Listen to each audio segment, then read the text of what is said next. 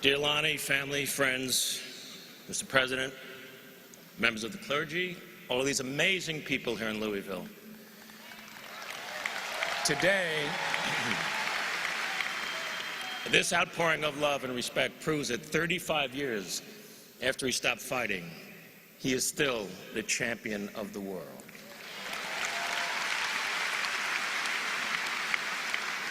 Last week, when we heard the news, time stopped. There was no war, there were no terrorists, no global catastrophes. The world stopped, took a deep breath, and sighed. Since then, my mind has been racing through my relationship with this amazing man, which is now 42 years that I know him. Every moment I can think of is cherished, and while others can tell you of his accomplishments, he wanted me to speak and tell you of some personal moments that we had together. I met him in 1974. I was just getting started as a stand-up comedian and struggling, but I had one good routine. It was a 3-minute conversation between Howard Cosell and Muhammad Ali, where I would imitate both of them. Ali had just defeated George Foreman and regained the heavyweight title. Sport magazine made him the man of the year, and Dick Schaap, a wonderful writer and a great man, was the editor for Sport, and he was going to host this televised dinner honoring Muhammad Ali. So Dick called my agent looking for a comedian who did some sports material. As fate would have it, that comedian was not available, and she wisely said, "It's destiny, man." And she wisely said, "But listen, I got this young kid, and he does this great imitation of Ali and Cosell. It'd be perfect for you." So I don't know why, but Dick said, "Okay, I'll try him. If he stinks, I can cut him out of the show." I couldn't believe it. My first time on television, and it would be with Ali. I arrived at the Plaza Hotel. The event was jammed. I met Mr. Schaap, who would later become a part of my family. And he said, "Well, how should I introduce you? Nobody knows who you are." And I said, "Just say I'm one of Ali's closest and dearest friends." And my thought was, I'll get right to the microphone, go into my Howard Cosell, and I'll be fine. And then I nervously moved into the jammed ballroom, and that's when I saw him for the first time in person. It's very hard to describe how much he meant to me. You had to live in his time. It's great to look at clips, and it's amazing that we have them, but to live in his time, watching his fights, experiencing the genius of his talent was absolutely extraordinary. Every one of his fights was an aura of a Super Bowl. He did things nobody would do. He predicted the round that he would knock somebody out in, and then he would do it. He was funny. He was beautiful. He was the most perfect athlete you ever saw, and those were his own words.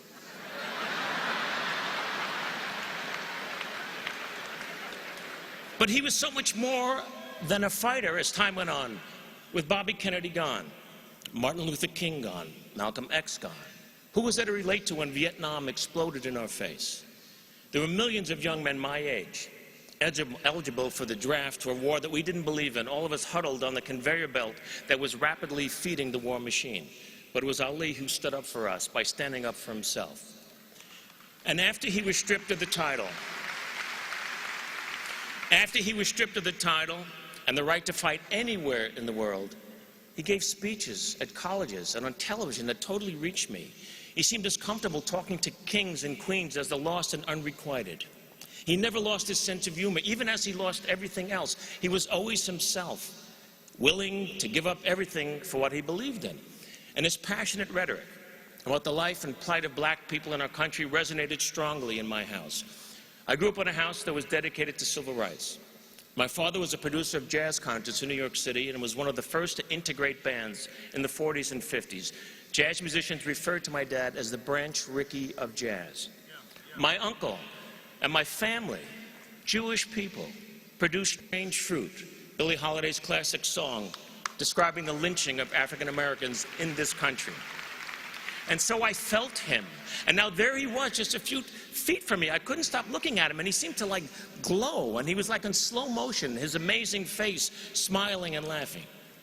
I was seated a few seats from him on the dais, and in the room were all of these athletes in their individual sports, great ones.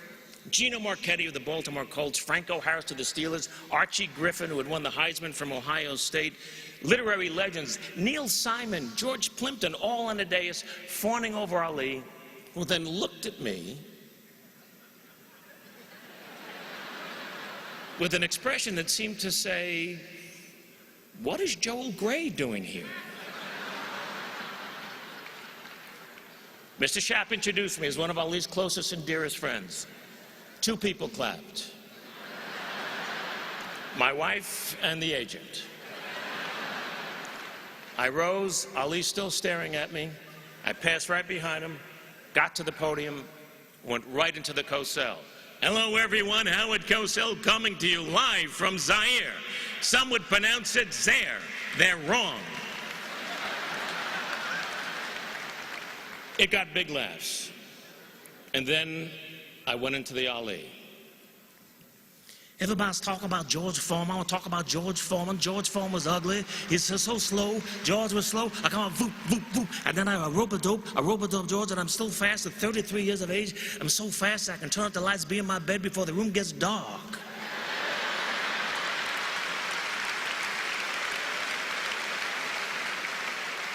Howard, I'm announcing tonight that I got new religious beliefs. From now on, I want to be known as Izzy Yiskowitz. I am now an Orthodox Jew. Izzy Yiskowitz, I am the greatest of all time. The audience exploded. See, no one had ever done him before. And here he was, a white kid from Long Island, imitating the greatest of all time, and he was loving it. And when I was done, he gave me this big bear hug, and he whispered in my ear, "You're my little brother." Which is what he always called me until the last time that I saw him. We were always there for each other. If he needed me for something, I was there. He came to anything I asked him to do. Most memorable, he was an honorary chairman for a dinner and a very important event where I was being honored by the Hebrew University in Jerusalem. He did all of this promotion for it. He came to the dinner. He sat with my family for the entire evening. He took photographs with everybody. The most famous Muslim man in the world honoring his Jewish friend. And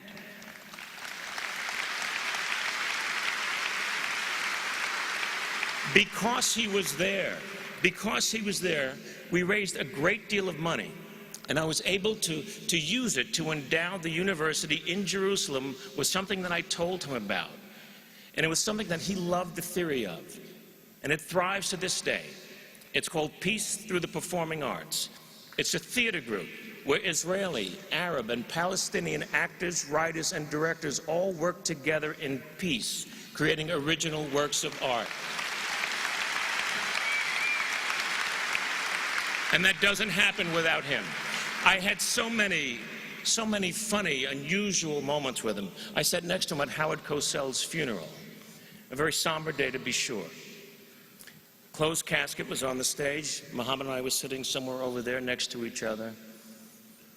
And he quietly whispered to me, "Little brother, do you think he's wearing his hairpiece?"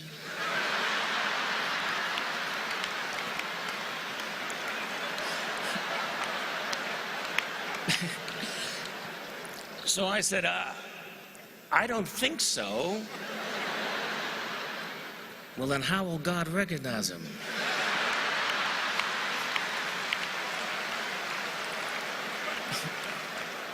So I said, "Champ, once he opens his mouth, God will know." So we started laughing. It was a muffled laugh at first, but then we couldn't contain ourselves. Here we were at a funeral, me with Muhammad Ali, laughing like 2 little kids who heard something dirty in church, you know, and we're just laughing and laughing. And then he looked at me and he whispered, "Howard was a good man." One time he asked me if I would like to run with him one morning, do road work with him. I said, "Well, that'd be amazing. Where do you run?" He said, "Well, I run at this country club, and I run on a golf course early in the morning. It's very private. Nobody bothers me. We'll have a great time." And I said, "Champ, I can't run there. The club has a reputation for being restricted." "Well, it's restricted me. They don't allow Jews there. They don't have any Jewish members." He was incensed. "I'm a black Muslim, and they let me run there. Little brother, I'm never going to run there again." And he didn't.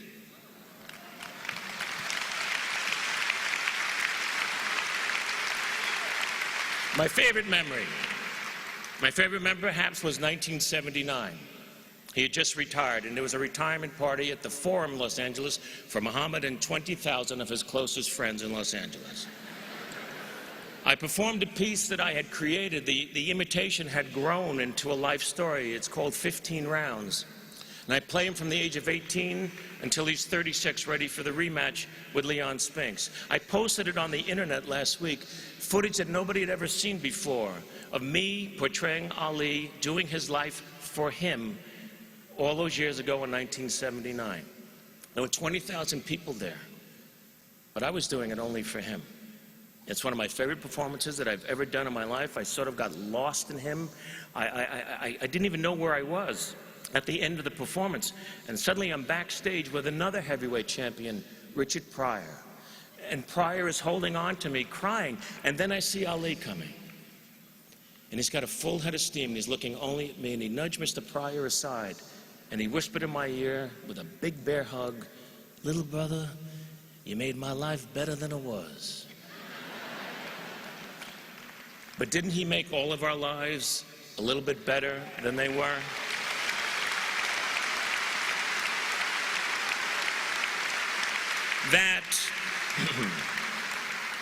That, my friends, is my history with a man. And I've labored to come up with a way to describe the legend.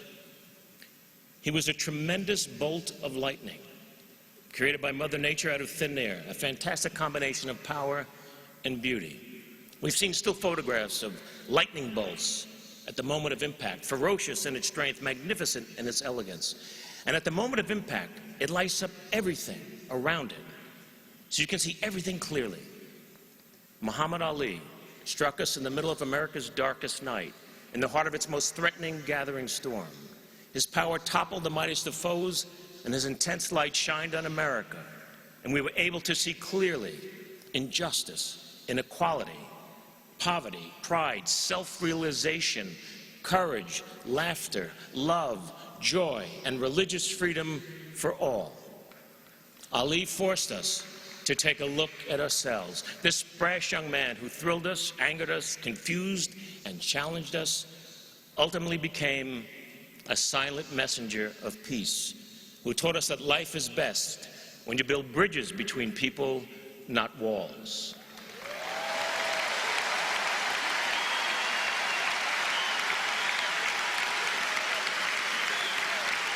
My